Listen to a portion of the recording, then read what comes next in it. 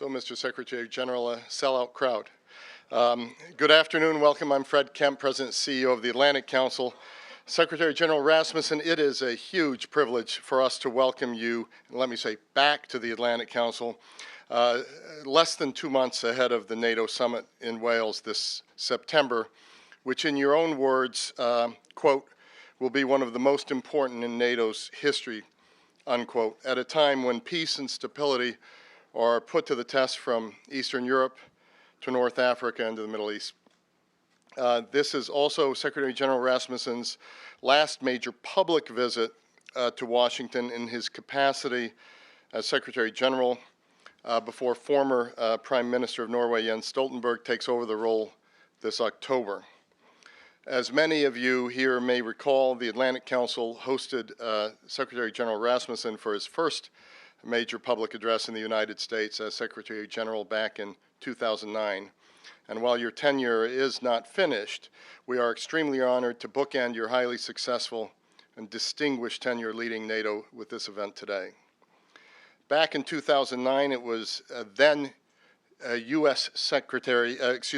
National Security Advisor, General Jim Jones, who introduced the Secretary General, and we're delighted that General Jones has returned today in his capacity as chairman of the Brent Scowcroft Center on International Security at the Atlantic Council to introduce the Secretary General. General Jones, who has, prior to his position as National Security Advisor, led NATO's military operations in his capacity as commander of U.S. European Command, Supreme Allied Commander Europe, leads today much of the strategic thinking at the Atlantic Council. Among his other roles at the Council, he's been a dedicated supporter of our Young Atlantis Summit, which have over the years become the primary public diplomacy event at NATO summits and have been a means to securing a next generation of support and leadership for the alliance.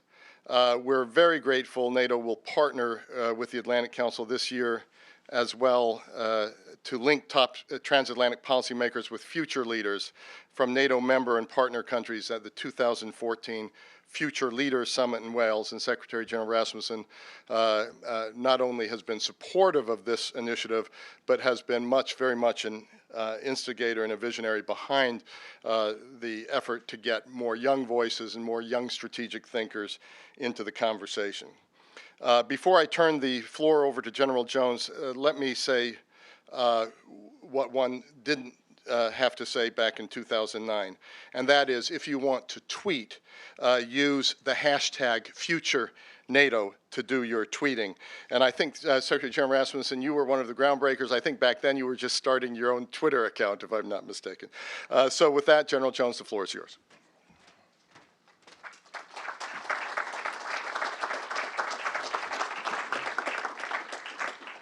Thank you, Fred, and Secretary General, welcome back to the Atlantic Council.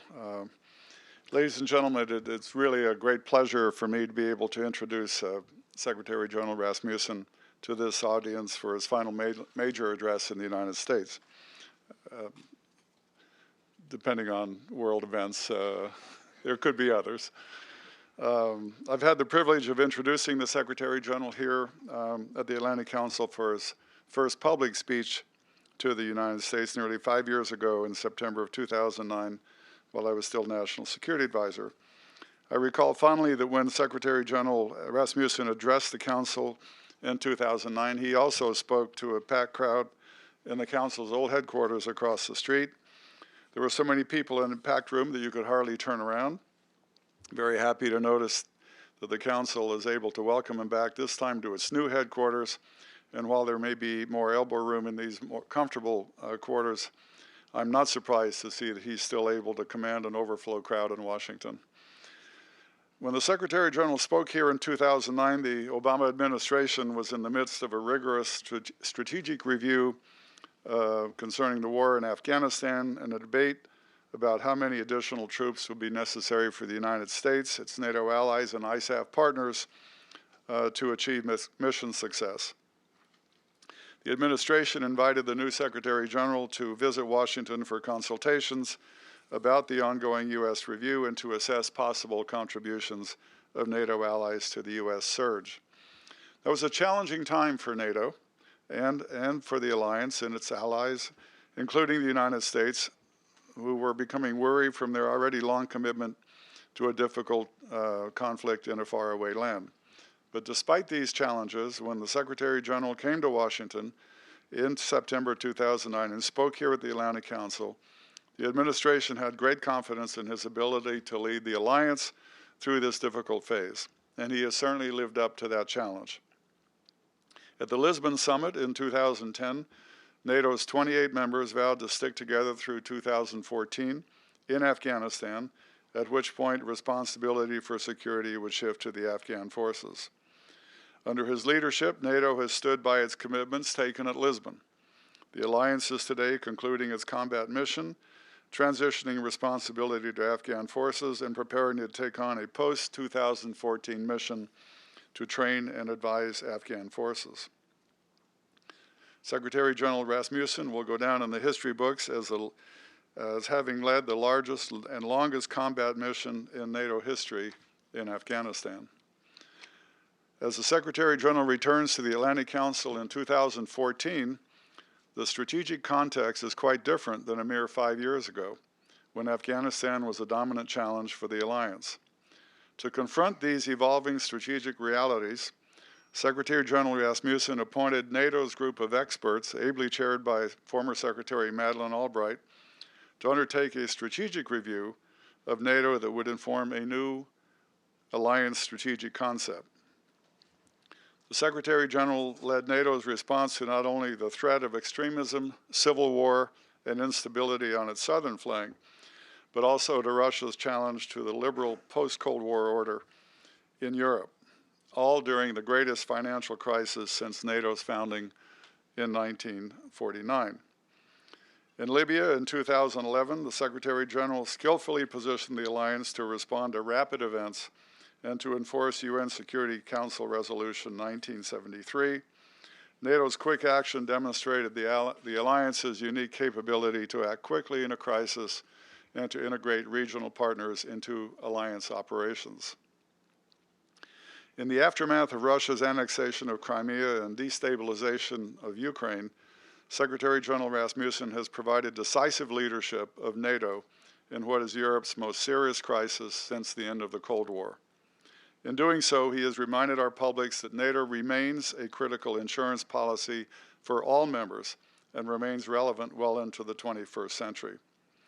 This September in the United Kingdom, NATO heads of state and government will convene for what Secretary General Rasmussen himself has called one of the most important meetings in NATO's history. It will be the Secretary General's last NATO summit before former Norwegian Prime Minister Jens Stoltenberg takes over in October. But while Secretary General Rasmussen's tenure is not yet complete, we can be confident that he has left behind a rich legacy of accomplishment for which NATO member nations owe him a debt of gratitude.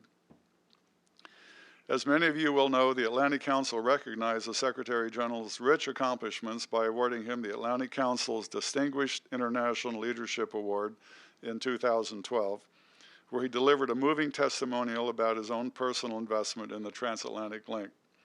I'm delighted that the Atlantic Council is able to welcome him once more to this stage on his visit to Washington, perhaps his last as Secretary General. Ladies and gentlemen, please join me in welcoming the 12th Secretary General of the North Atlantic Treaty Organization, Anders Fogh Rasmussen. Thank you. Thank you.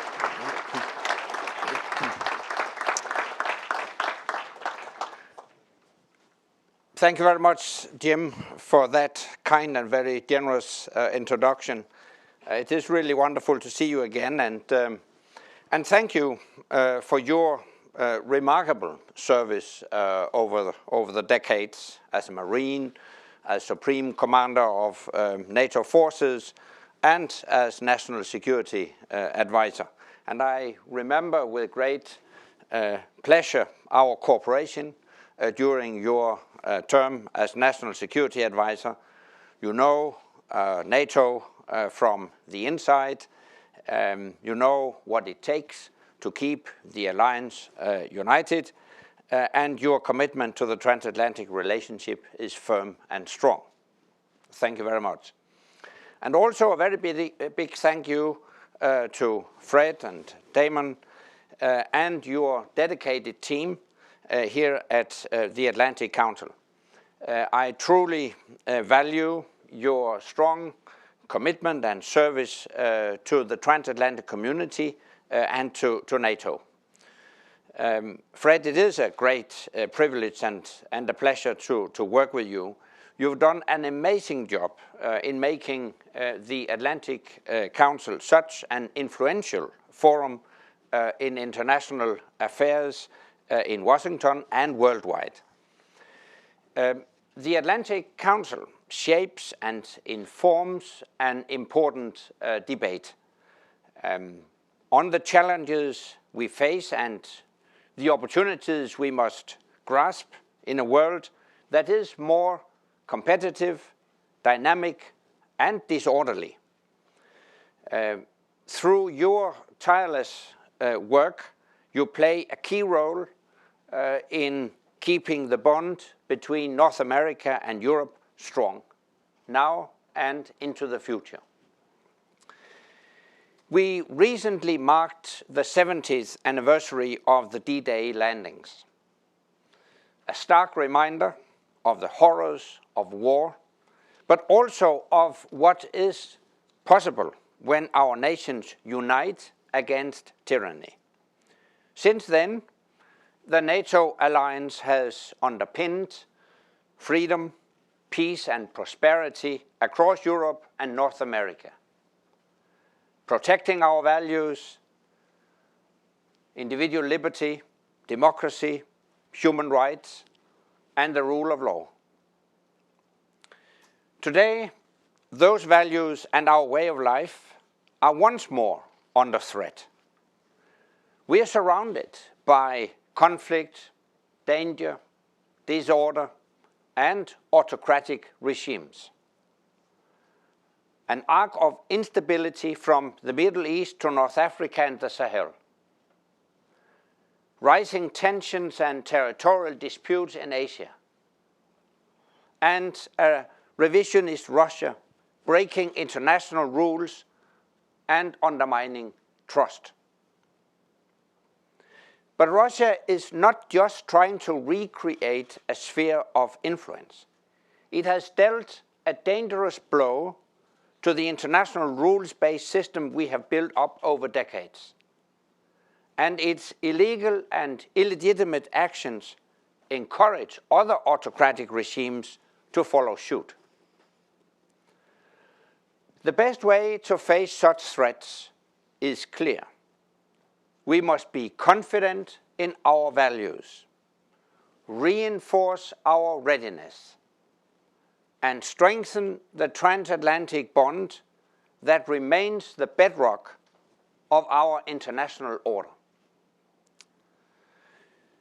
Since World War II, the solution to every strategic challenge has been transatlantic. Be it the Cold War, the Balkans, Afghanistan, or the financial crisis. America and Europe working together, trading together, and, when necessary, fighting together. This is how we have protected our nations and promoted our values. But even the most successful relationship needs work. We cannot take our transatlantic bond for granted. We must renew our commitment and continue to invest time, energy, and resources to keep it strong. To meet the challenges we face, we need a truly integrated transatlantic community. A truly integrated transatlantic community. And I believe there are three things we must do. Reinforce our economic ties. Deepen our personal and cultural links. and strengthen our security. First, the economy. Trade encourages the creation of wealth. It discourages conflict and conquest.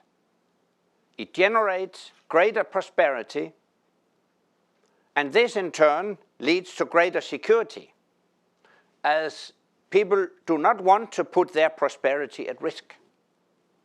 So, a healthy economy and sound security create a virtuous circle.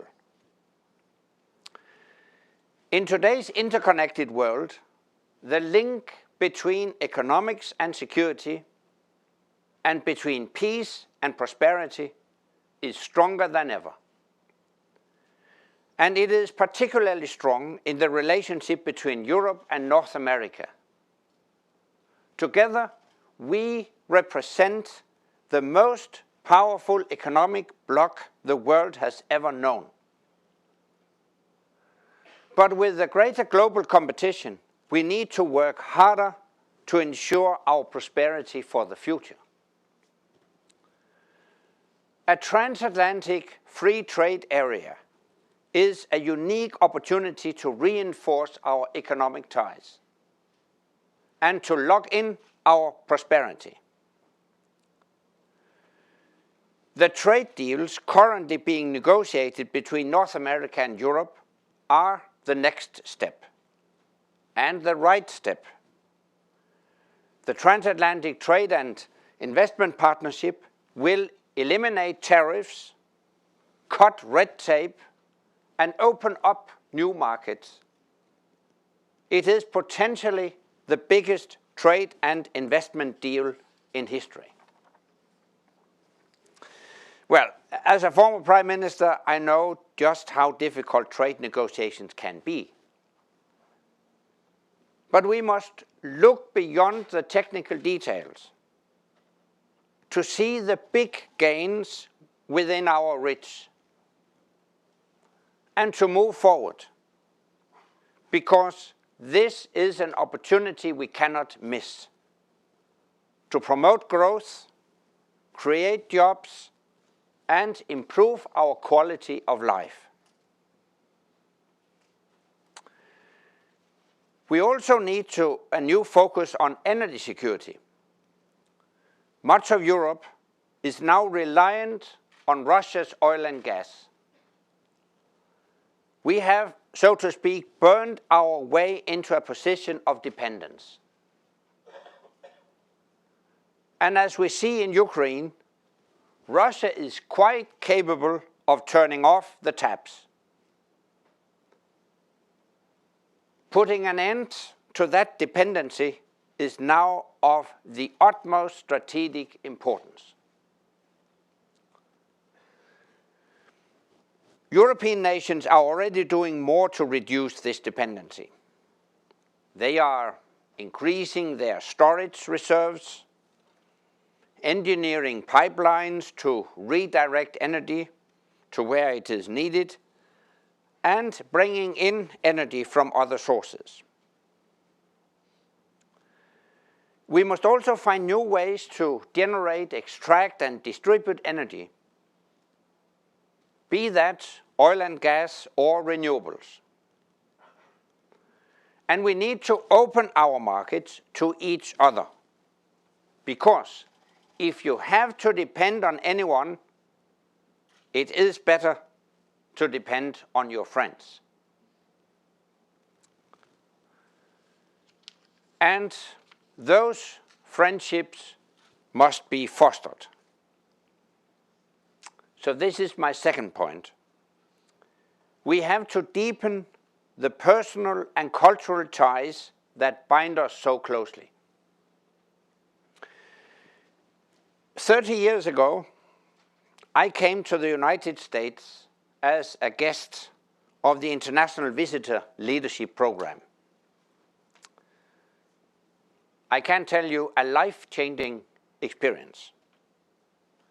It helped me to know and appreciate this great country and its people. as many people as possible should have that same opportunity. I want to further strengthen the personal bonds across the Atlantic. So, in preparation for our summit in Wales in September, I asked young emerging leaders from all nations of the alliance how they think we should do it. And I would like to thank the Atlantic Council for facilitating this work. The results have been truly enlightening and valuable. One of the main recommendations of the emerging leaders is to enhance mutual understanding between the nations of the alliance through personal ties. And I think they are right. We need to increase our transatlantic student scholarships and exchange programs, to increase our scientific and cultural cooperation, to appoint honorary ambassadors to spread the word about the value of the transatlantic bond and of NATO, and to form those lifelong relationships that have bound our people together for so long. Now, my third point underpinning everything we do is we need to strengthen our security. The English philosopher Thomas Hobbes wrote of a world without rules, a world without security.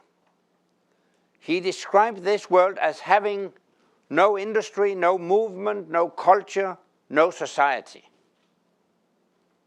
Of nothing but the continual fear of violent death.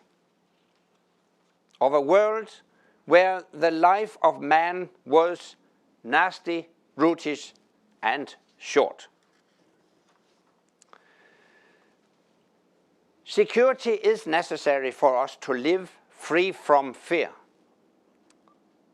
But security takes work, and for 65 years, that work has been led by the countries of the NATO alliance. In today's dangerous world, NATO must be ready to respond to whatever threats we face, to act quickly, whenever, wherever, and however needed. This means Europe and North America consulting together, acting together, and sharing the responsibility together. I know very well that from this side of the Atlantic, it can appear that European allies expect the United States to defend them, but they are not prepared to defend themselves. But I have to say, this is simply not true. Remember, during the Cold War, European soldiers were confined to barracks. Not so now. Europeans have placed themselves in the line of fire in the Balkans and over Libya, in Afghanistan. For every 2 American soldiers who have served, 1 European soldier has served with them. And many paid the ultimate sacrifice in our common cause. Responding to Russia's aggression in our eastern neighborhood, all 28 allies have stepped up to the plate to reinforce our collective defense. From the Baltics to the Black Sea, we have more planes in the air, more ships at sea, and more troops on the ground. The United States took the lead, and its continuing leadership remains crucial. But most of the planes are European, most of the ships are European, and many of the troops are European. This is NATO solidarity in action. Truly, all for one and one for all. But we must also plan for the future and be ready to deal with any threats from wherever they come. So for our Wales summit, we will ensure that NATO is always prepared through our new Readiness Action Plan. We are looking closely at how we deploy our forces for defense and deterrence, what combination of forces we need, where they should be deployed, and their readiness. We are also considering reinforcement measures, such as necessary infrastructure, the designation of bases, and pre-positioning of equipment and supplies. We are reviewing our defense plans, threat assessments, intelligence sharing arrangements, and early warning procedures. We are also developing a new exercise schedule adapted to the new security environment. And we want to further strengthen our NATO response force and special forces, so we can respond more quickly to any threat against any member of the alliance, including when we have little warning. But readiness requires resources. So I welcome President Obama's proposed $1 billion European Reassurance Initiative.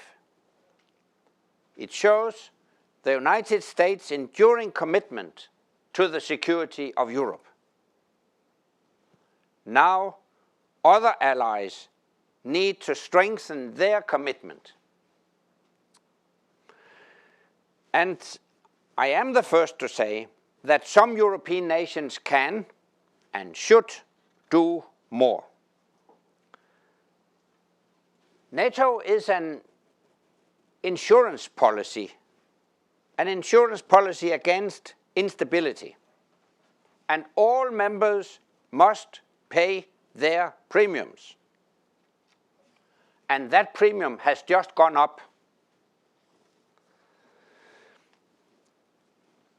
At our summit in Wales, I expect all alliance leaders to commit to change course on defense spending, to reverse the decline, and to back up that commitment with concrete action.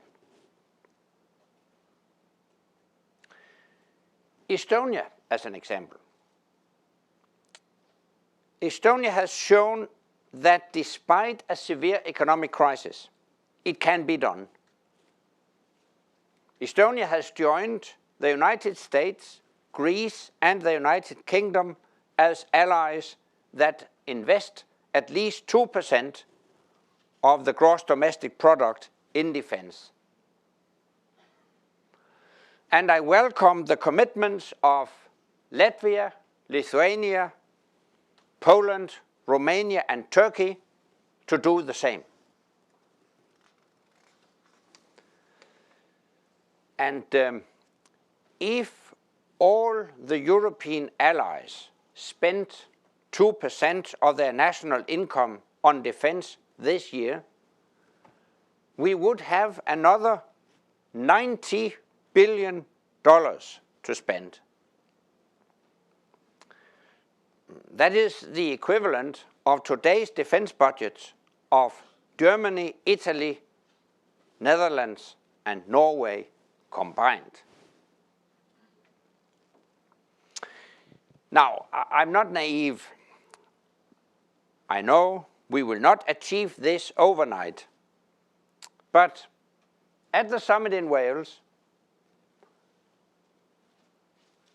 we need to turn a corner, to start to see defense spending in Europe rise in real terms for the first time since the end of the Cold War. Of course, national budgets have been under incredible stress, but things are changing. Public finances are coming under control, and our economies are beginning to grow. I know very well that increasing defense spending is never easy. But in light of the threats we face, it has become a necessity. But of course, this is not just about what we spend. It is also about how we spend. We need to focus on what we really need to keep our nations safe in the 21st century. On capabilities and skills for the future. And we must do more together as allies and with partners. In Afghanistan, we forged the biggest coalition in recent history. 50 nations from many continents united in a single cause. And in all our operations, from the Balkans to Libya, partners have made invaluable contributions. So we must maintain our political and military cooperation with them to build stability in the world. We must also do more to help those who require our assistance to reform and develop effective local forces. In Wales, we will launch a defense capacity building initiative. This defense capacity building initiative will allow us to help other nations build up effective defense structures and forces of their own, so that they are better able to take care of security in their own region. And so we can project stability without always deploying large numbers of our own troops. So our Wales Summit will ensure that NATO stands ready, robust, and resolute to face the future. Ladies and gentlemen, we are fortunate to live in lands that are free. But freedom is not a natural state. It has been fought for, suffered for, died for. To safeguard the flame of freedom, we must stand ready to protect and promote our values. Stay strong, confident, and united, and strengthen our transatlantic community. Thank you.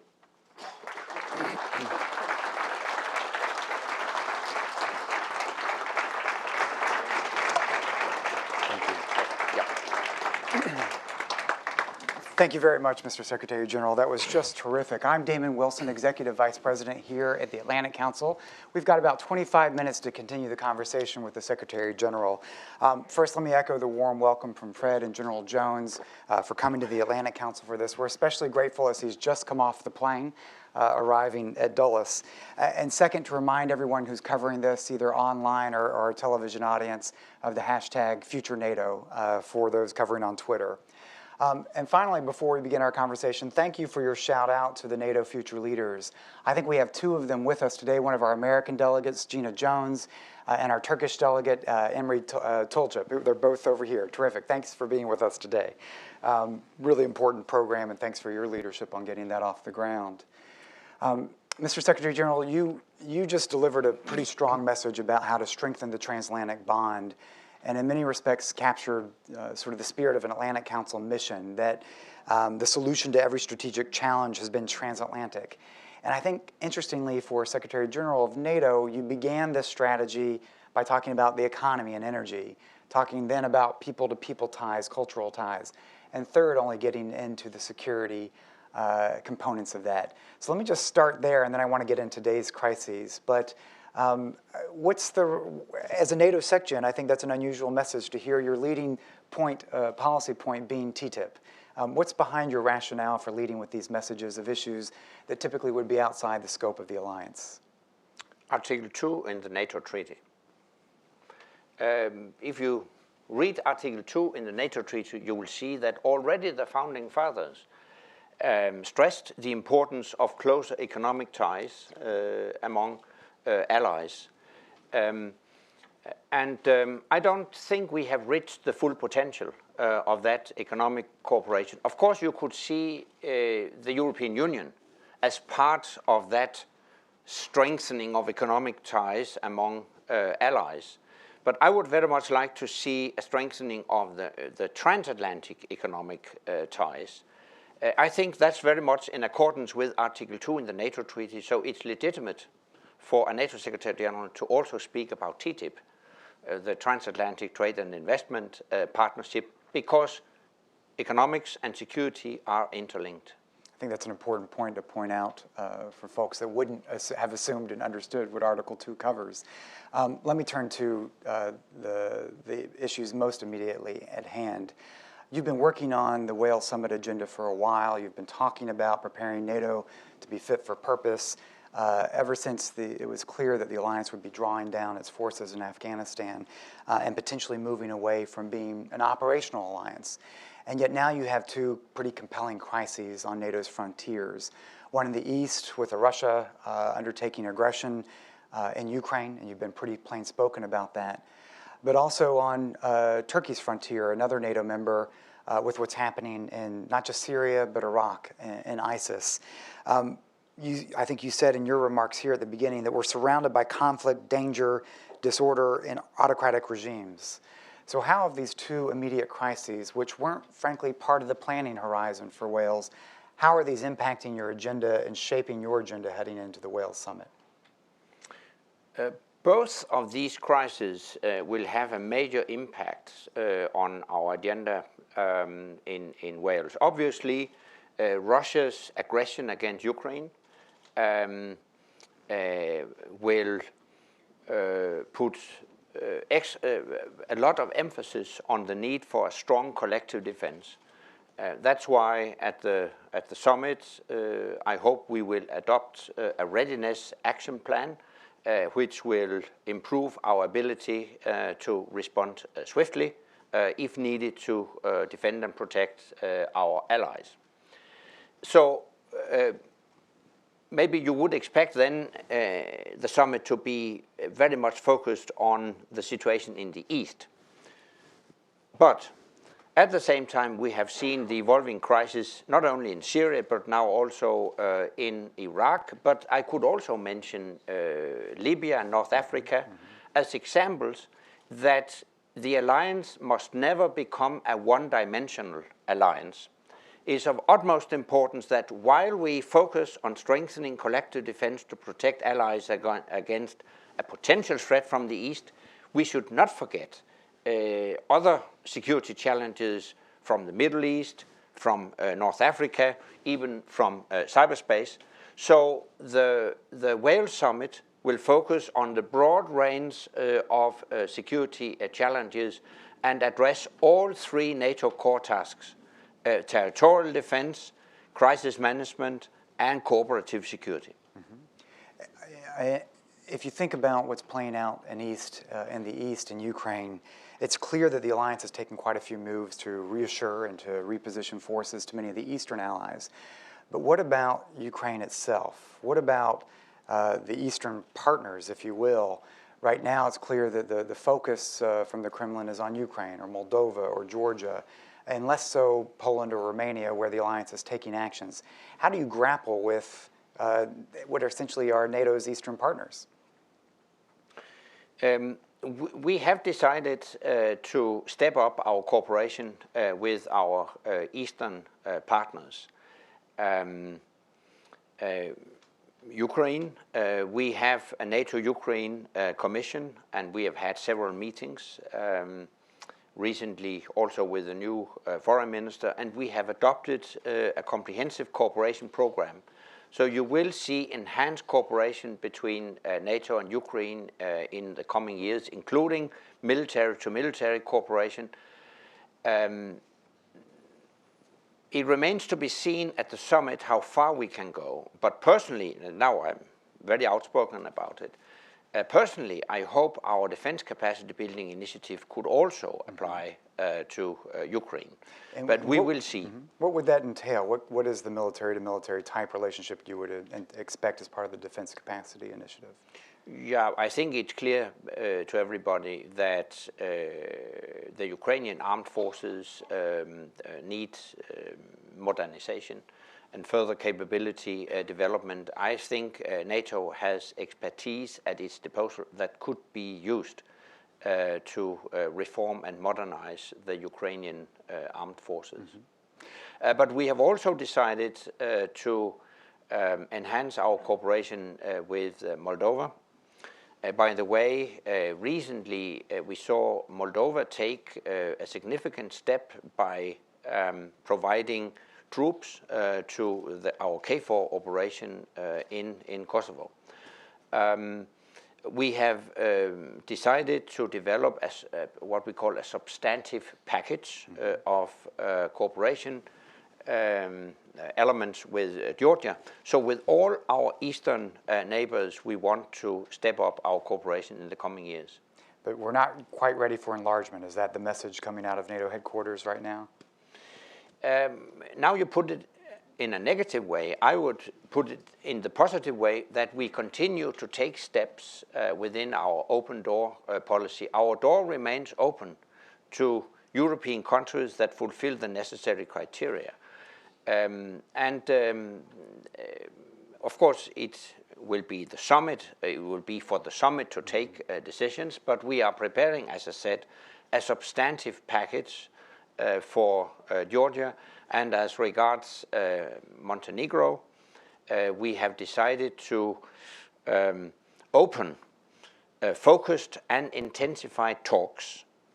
Foreign ministers will assess the situation at the latest by the end of 2015 and decide whether time is ripe for inviting Montenegro. So I think it strikes the right balance to ensure that our open door policy remains credible, but at the same time we don't compromise on criteria. Let me just follow up on the Defense Capacity Initiative in Libya. Is this initiative in part a reflection of lessons learned from the alliance in Libya? This was an operation, after all, that NATO wasn't planning for. And at the end of the operation, we've obviously seen real difficulties in Libya. We've got a terrific amount of work taking place here at the Atlantic Council on the challenges of governance and security in Libya today. Has that directly informed this new effort, this new initiative that you announced today? Yes, indeed, but I would broaden it and also add Afghanistan as one of the lessons learned in that respect.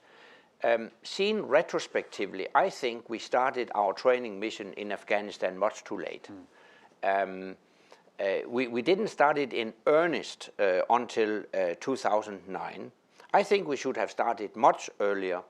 It's much better to train and develop local security forces. Politically, it's better to give the defense of Afghanistan, for instance, an Afghan face. And economically, of course, it's a better deal to make local security forces capable to take responsibility for security than to deploy our troops for a very long time. So Afghanistan is an example. What we have seen in Libya is an example. And actually last year, we received a request from the Libyan government, a request for assistance to help them build their security sector. We responded positively, but for well-known reasons, it's been a bit difficult to implement. that positive response. But we stand ready. So once the Libyans are ready, we are ready to assist them. Let me shift the gear for a moment before I turn to the audience and take questions back to the transatlantic part of the relationship. You referred to the alliance as an insurance policy for its members and that the risk premium, the premium's just gone up. And I think what I took away, a pretty strong statement that you offered, that at Wales you expect all alliance leaders to commit to change the course on defense spending. That's a pretty big goal that I think you've laid out for the alliance. You mentioned President Obama's announcement of a $1 billion European response initiative. And it's been clear to us as we spent time up on Capitol Hill that there's a strong sort of political instinct that it resonates. People understand with the challenge that we're facing from Putin's Russia, there's rationale behind that. But I think they've been skeptical and concerned about whether European allies will step up to the plate with their own investment and resources. You've just raised the bench pretty high, I think, in what you articulated here.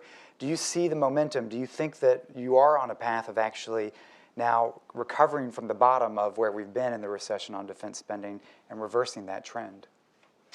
I see a momentum. I wouldn't suggest that it will be easy. On the contrary, I think it will be uphill. Because many countries are still struggling with weak economies. It is, of course, important to cut deficits and stop indebtedness because indebted countries are also too volatile. So it is part of security policy, a sound security policy, to also pursue sound fiscal policies. But having said that, I see a positive development in Europe. I mentioned in my introduction countries that have already decided to reverse the trend. And that's not just hot air, it's really commitments based on broad political agreements in their parliaments. Estonia has already achieved the 2% goal. Latvia, Lithuania, Poland, Romania, Turkey have promised to work in the same direction within a time frame spanning from 2017 to 2020. And I think more will follow. In addition to that, it would also be important if NATO allies would commit to fulfill the NATO benchmark of spending at least 20% of their defense budgets on future-oriented equipment and research and development. So it's not just the size of the budget, but also how money is spent that is important, and we will focus on both issues at the summit. I think as the Hill deliberates how to respond to this $1 billion request, it's important to get that message up there. Let me turn to the audience and take in some comments and questions in our remaining time. Let me start here in the front, and then I'll pick up a few. Let me maybe collect a couple, if I may. Please introduce yourself for our audience as well. Indeed. My name is Karim Wasfi. I'm the former conductor of the Iraqi National Symphony Orchestra, but I also happen to be an independent advisor, culture, and I was in Iraq for 9 years or so as a political advisor for the MNFI as well. My question concerning the current situation in the Middle East and focusing on Iraq, if and only if there was an initiative of awakening, similar to the situation back in 2006, in areas that are not necessarily under the control of the central government, central legitimate government in Baghdad. And if such groups or such an initiative requires the assistance of NATO directly, would that be something that would be of even discussion or consideration? Thank you. Let me go ahead and pick up Ambassador Hunter right here as well. Thank you very much, Secretary General. I like the idea you started with economics and then moved to security later on. But as you know, the relationship between NATO and the EU is imperfect. Is there any chance between now and Wales or afterwards to get, I'm going to use a strong phrase, the three recalcitrant countries, Greece, Turkey, and Cyprus, to allow these two institutions to work together? And also an idea that's been around a long time, to have an extra half day after the NATO summit to bring the European Union leaders in so there can start being some kind of active serious coordination between the two institutions for common purposes. Terrific. Maybe you take these two and then we'll pick up a few more. Yeah. First, on Iraq, if I understood the question correctly, it was, in essence, could we imagine NATO assist Iraq upon request? Awakening initiative, very similar to the tribal system, to the social populist, the community fighting back against ISIS versus the government not being able to achieve anything, obviously, in Mosul, Saladin, and Got it. similar to 2006. Yeah, I don't see NATO engaged directly in Iraq. But as you know, the Iraqi government has requested assistance from individual NATO allies, primarily from the United States. As regards NATO, we are focused on providing effective defense and protection of our allies. In this case, of course, Turkey in particular is very much focused on the security situation in the region. And I visited Ankara recently and we discussed it in depth. We have also had consultations within NATO upon request from Turkey.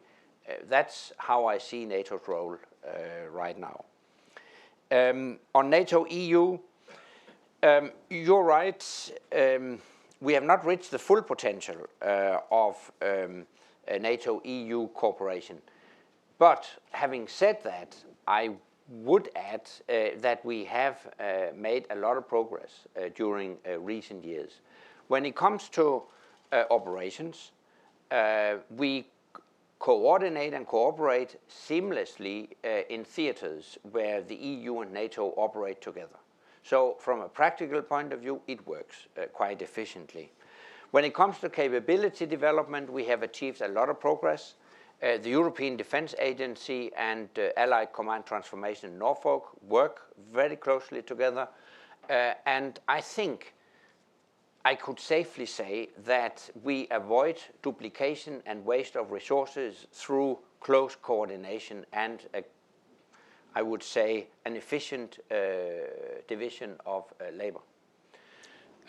Finally, on political consultations, here I think we have the biggest problem. Because of these well-known topics and disputes, it's sometimes difficult to organize joint NATO-EU meetings. There's one area we are allowed to discuss in formal meetings, namely Bosnia, because the EU operate a so-called Berlin Plus operation, which means that the EU can use NATO assets to conduct their operation. So in such an operation, we are allowed to have formal NATO-EU meetings. And while Bosnia, of course, is important, I could easily think of other issues that warrant close NATO-EU cooperation. But even in this area, we have seen progress recently. Actually, we have had 2 joint NATO-EU meetings on Ukraine. So it's an example that when the situation so warrants, it is possible to find a pragmatic way forward. So all in all, I wouldn't provide such a bleak picture as you did, Ambassador. I see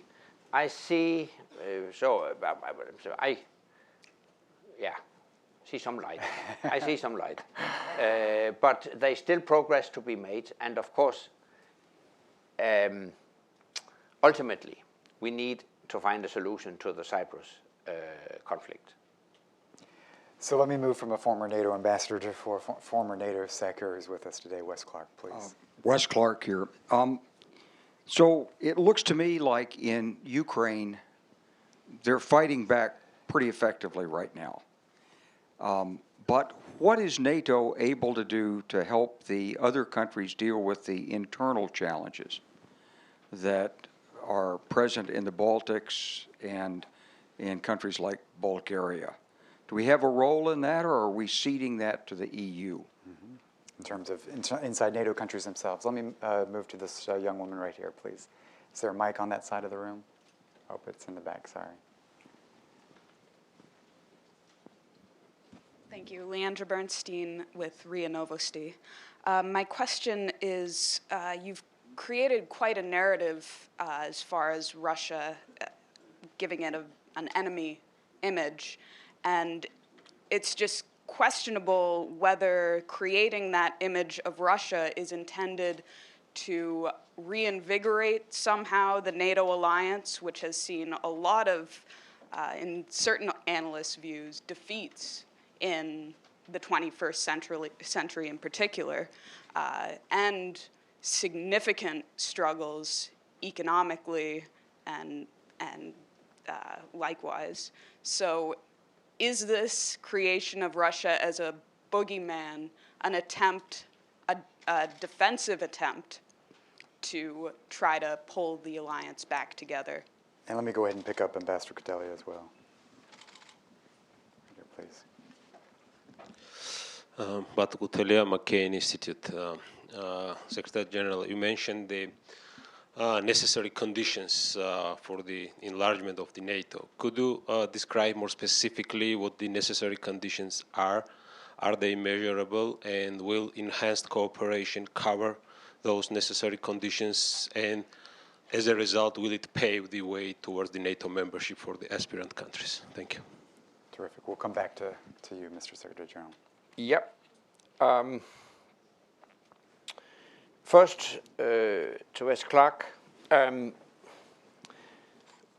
what we are witnessing is maybe not entirely a new kind of warfare, but we call it hybrid warfare.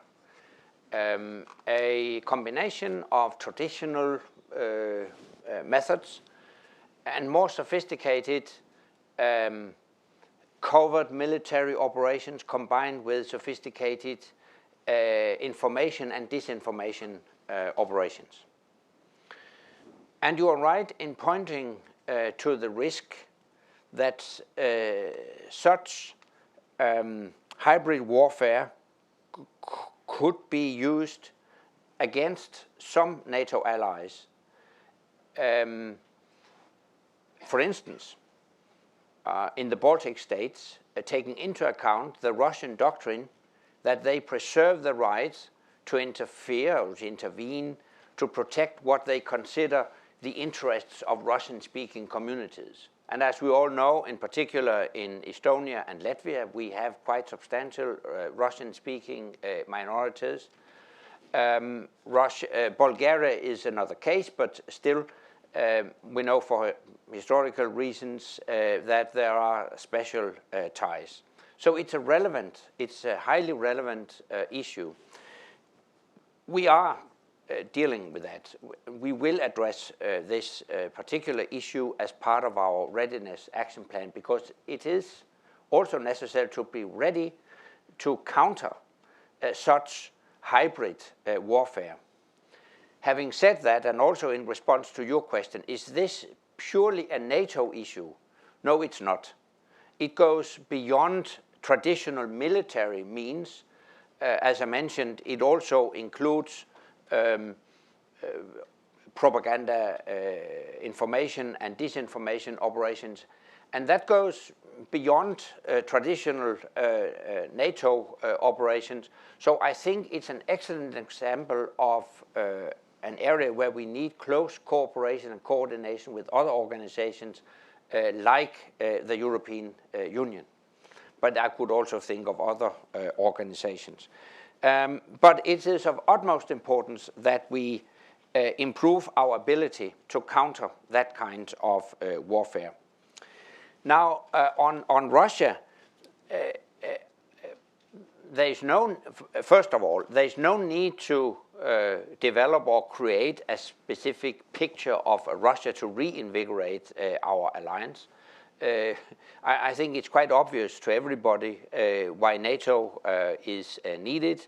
We need a strong collective defense to protect our populations against any kind of threat. So I would argue that it's Russia herself that creates a very particular picture right now. Let me remind you that in November 2010, at the NATO-Russia summit in Lisbon, we decided to develop a true strategic partnership between NATO and Russia. We have done a lot during the last more than 20 years to develop a constructive cooperation with Russia, because we do believe that a positive engagement with Russia is the right way forward.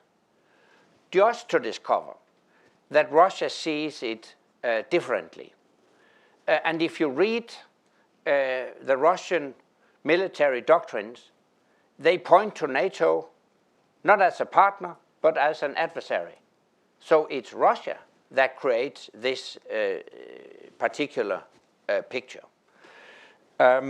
Finally, on the open door policy, well, let me put it this way. At the end of the day, it is a political decision whether time is ripe to open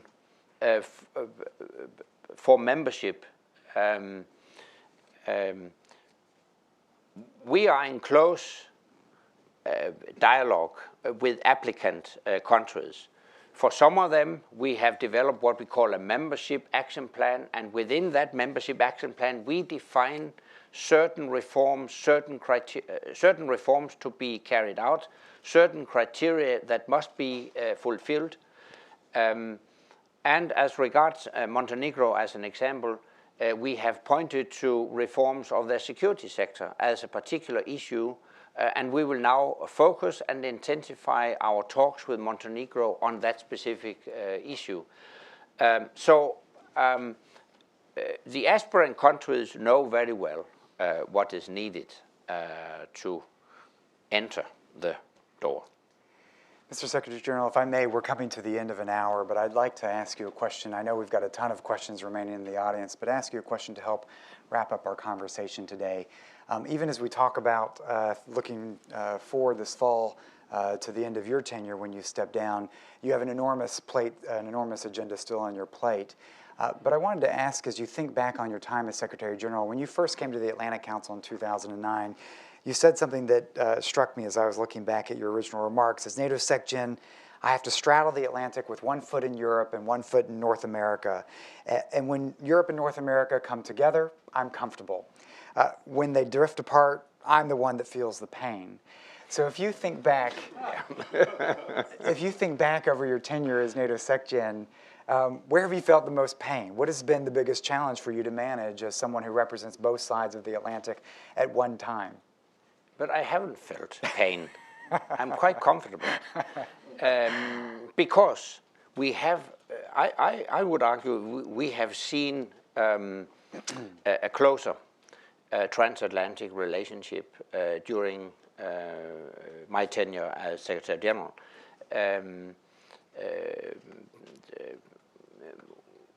You have, of course, seen our operation in Afghanistan, and as Jim Jones mentioned in his introduction tonight, we decided on a surge in late 2009.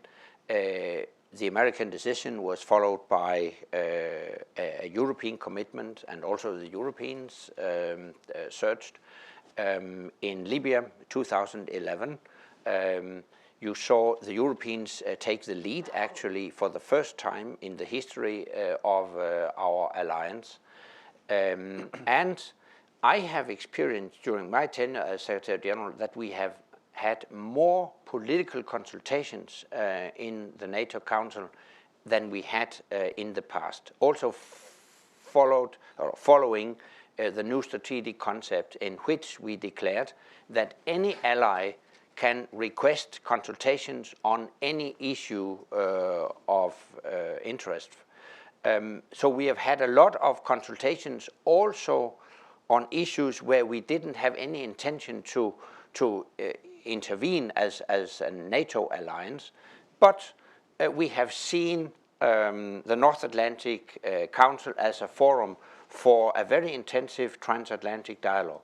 So both when we're speaking about operations and when we're speaking about the transatlantic dialogue, I think we have seen a closer cooperation developed during those 5 years, and that's why I don't feel pain, but I'm quite comfortable. Terrific, terrific. Well, I apologize for those of you whose questions I was not able to take. I do want to remind those of you that are watching online or through television, if you want to join the Secretary General in Wales and you're under 35, we're recruiting right now for our NATO future leaders to travel to the NATO Summit in September. Please get your applications in at www.atlanticcouncil.org.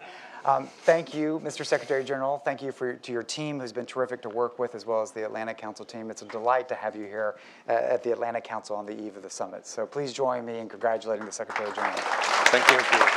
Really appreciate it.